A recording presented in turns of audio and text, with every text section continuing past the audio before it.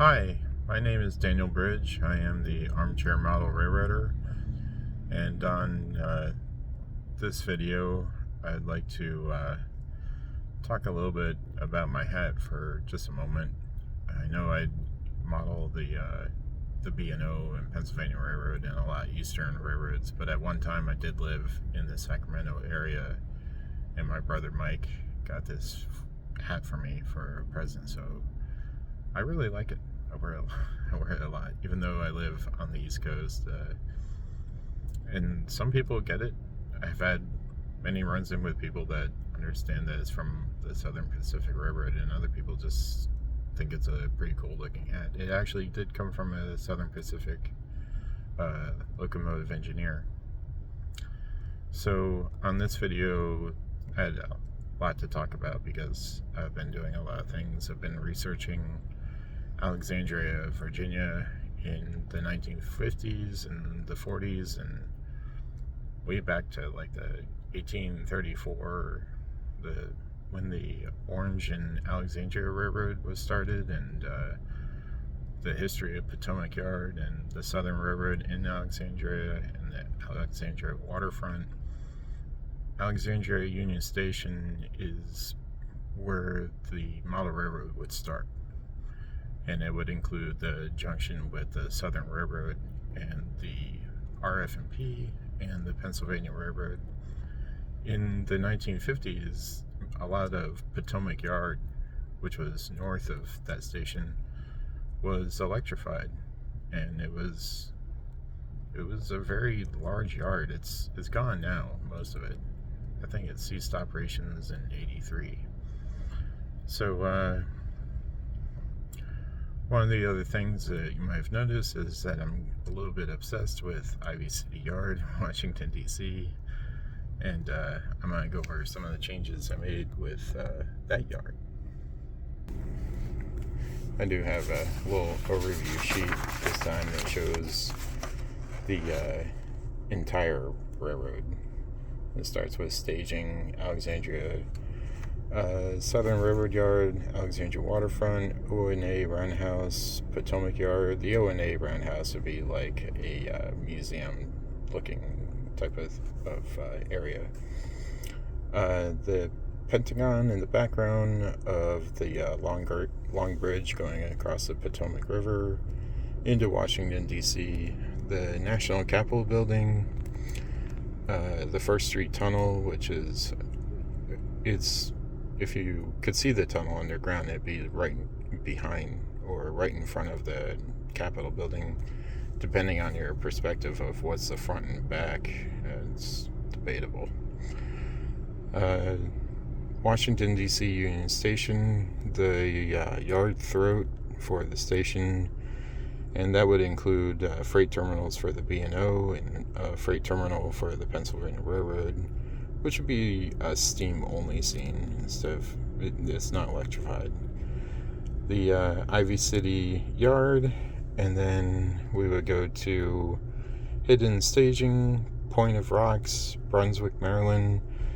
More hidden staging because it goes through Harper's Ferry and then it turns back around and goes back through the whole system again. And also, the staging yards have hidden connections.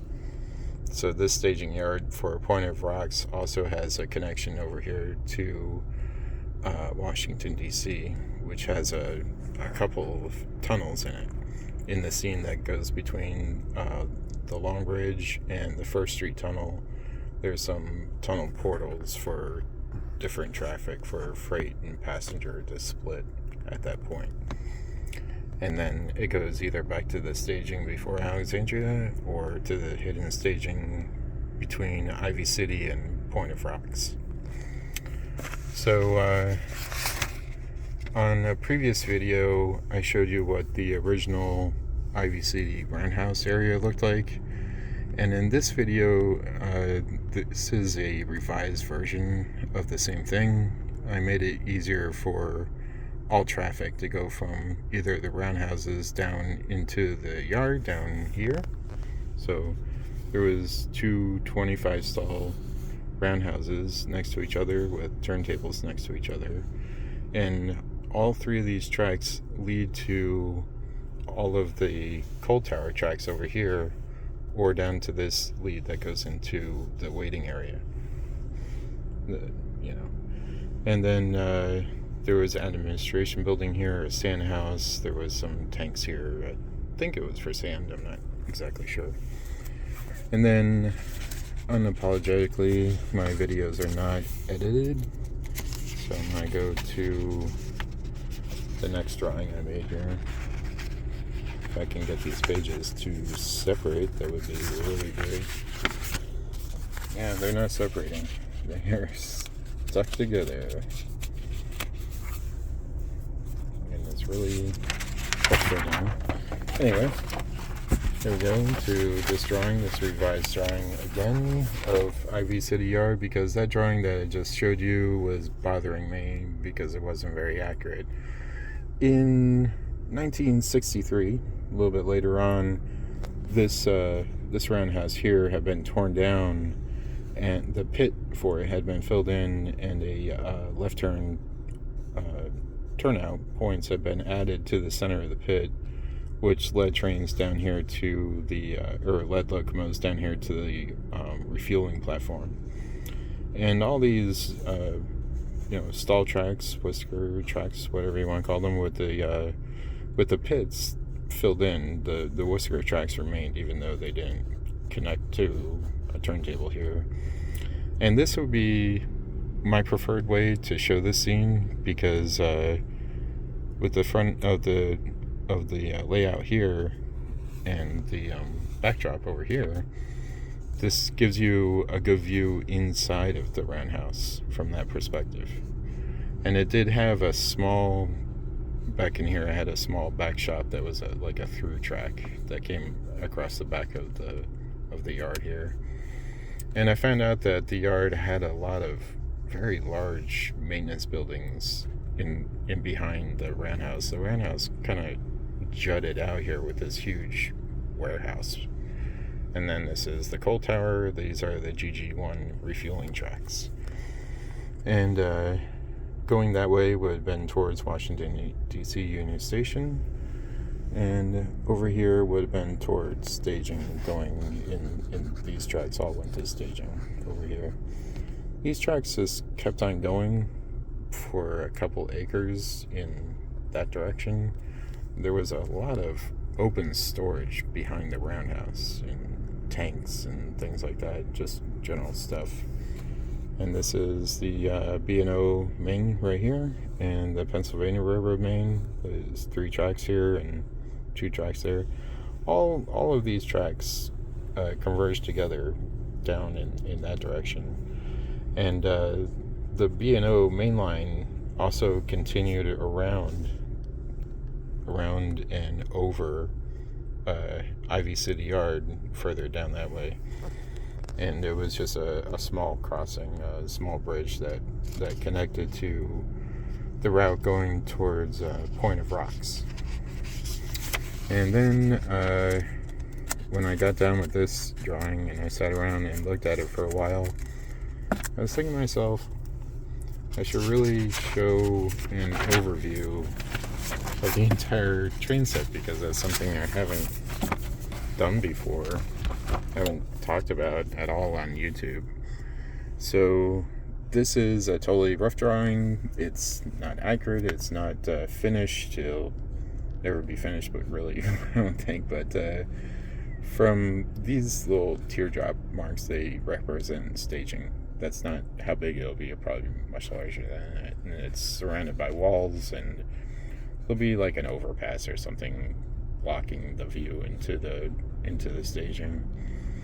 From here we have the RFMP, the ACL, the Seaboard, and the Southern all coming in this way through here. And that would also include excursion trains that are going up to this yard up here. That would be the old Orange and Alexandria Railroad.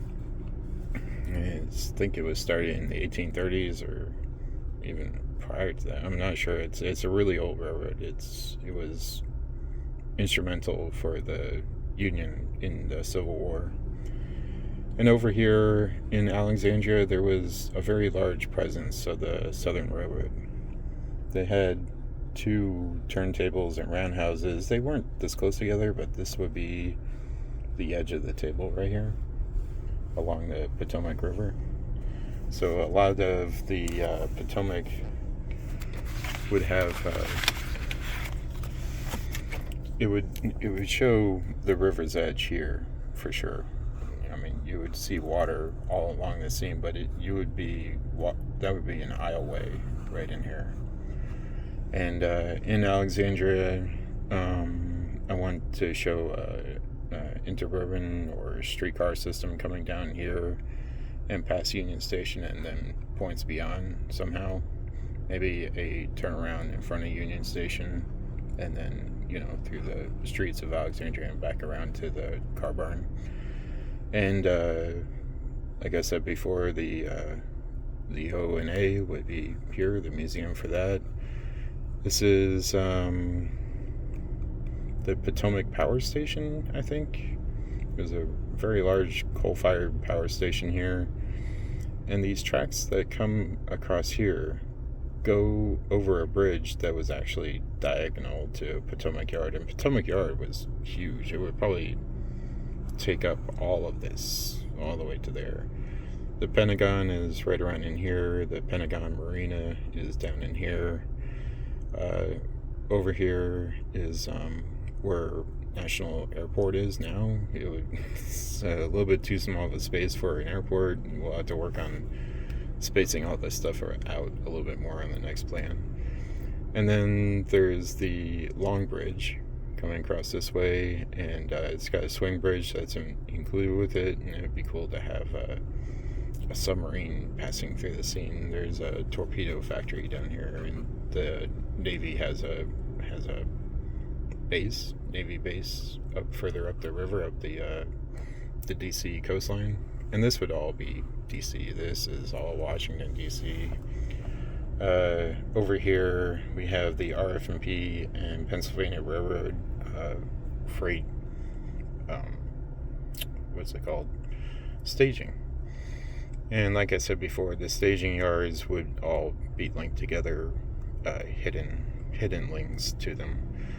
This is the First Street Tunnel, which starts right here at this portal. I didn't make a dashed line because I made a mistake.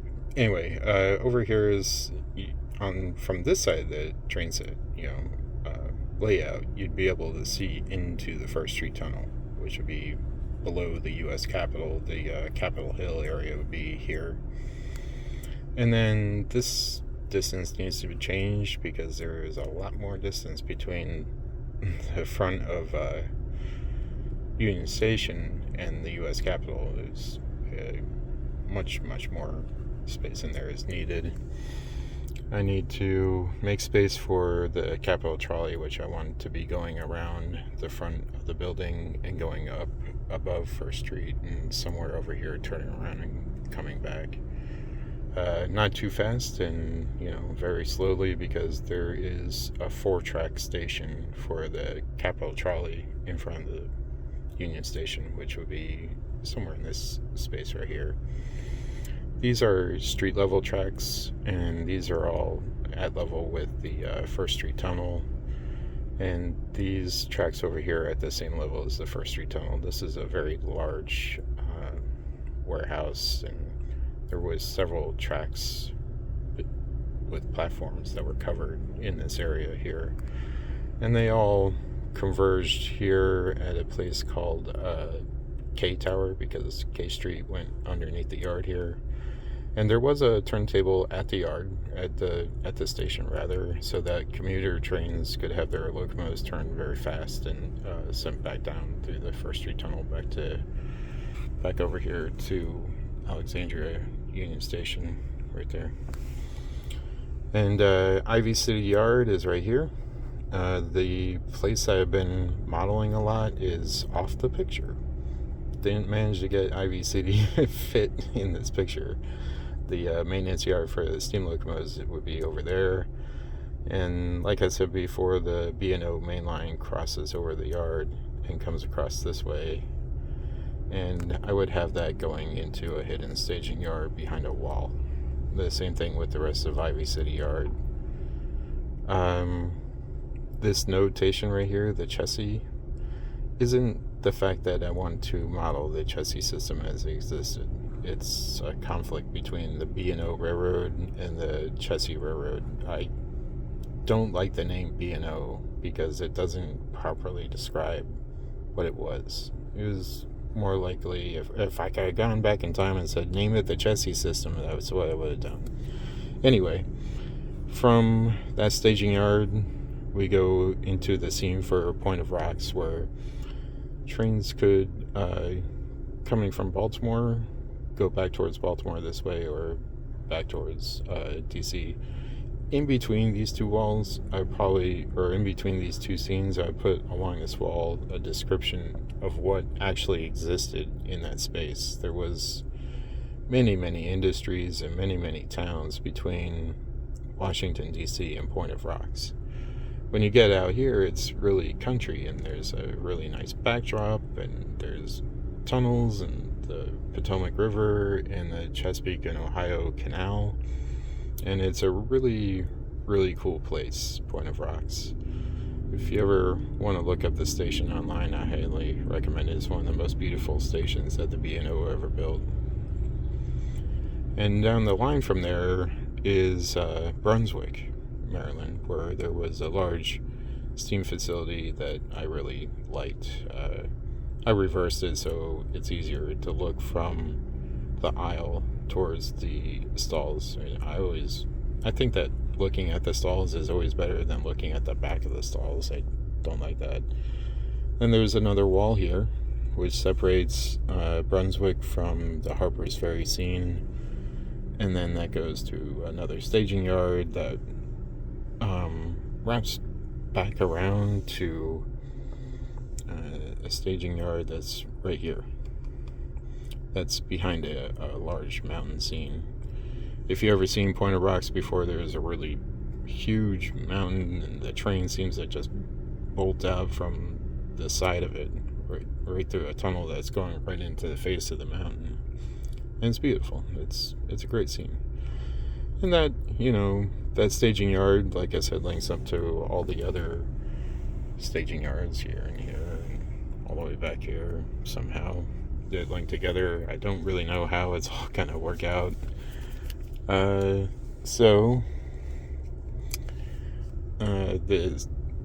actual room, the aisleways and stuff, I'd like to have some seating areas, some places where they could hang out. This would be a nice spot to just put in a couch or something. The building that it's going in, it has not been designed either. So what this room is going to look like, who knows? The decor could change over and over and over again. The plan is always changing. It's never really finished. And I really love this place in this time. It had a lot of diversity. There wasn't a lot of consolidation yet. There wasn't Amtrak. This was served by so many different railroads. The B&O and in Harper's Ferry is a very beautiful place to model. Also, there's a lot going on there. I'm not sure if I would have the river stop here, the Potomac, or over here is the Shenandoah River, I think, comes into the Potomac, which goes here. And then there's a nice bridge that goes across the river, and the rail lines split and, kind of meander through town. It's a beautiful place. And Washington, D.C. is really my main focus of the whole thing. It'd be I guess you could call it the National Capital District, or the Potomac District, or the Potomac Railroad model thing. I'm not sure what they call it, really. Thanks for looking at my videos. I really enjoy making these. That's Washington, D.C. in the 40s to early 60s. And Daniel Branch again, and I'm the Armchair Model Writer. Thank you for liking my video, and have a great day.